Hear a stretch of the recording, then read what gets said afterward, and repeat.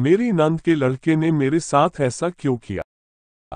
एक बार की बात है, मेरे पति के बहन के लड़का का नाम राजेश था।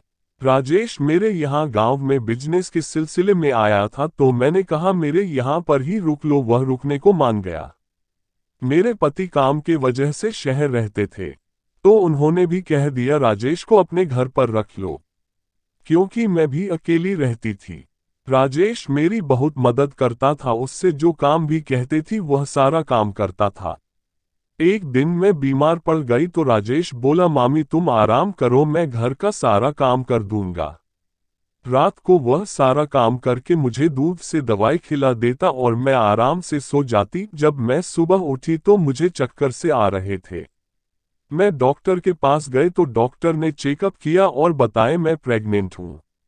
यह सुनकर मेरा दिमाग चकराने लगा कि मेरे पति शहर रहते हैं, तो यह सब कैसे हो सकता है।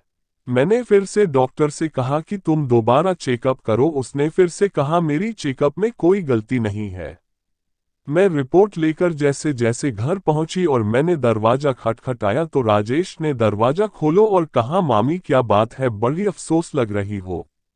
मैं चुपचाप अपने कमरे में चली गई और मैं सोचने लगी कि घर में हम दोनों के अलावा और कोई नहीं रहता और राजेश मेरा सगा भांजा है, वह ऐसे कैसे कर सकता है।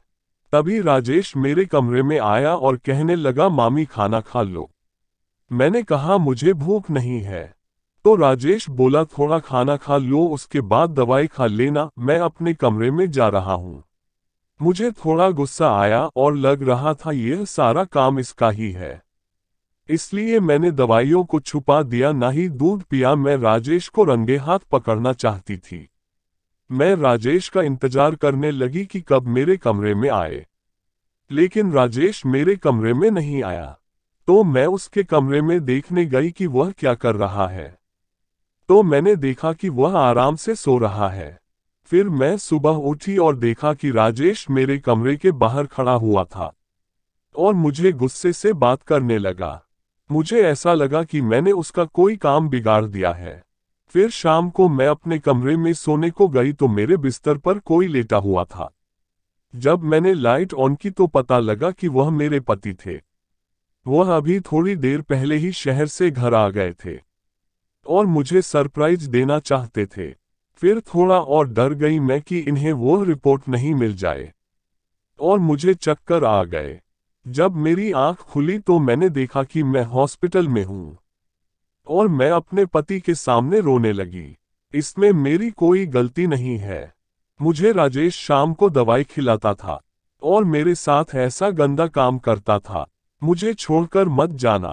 तभी उन्होंने मेरे सिर पर हाथ रखा और बोले मैं जानता हूं।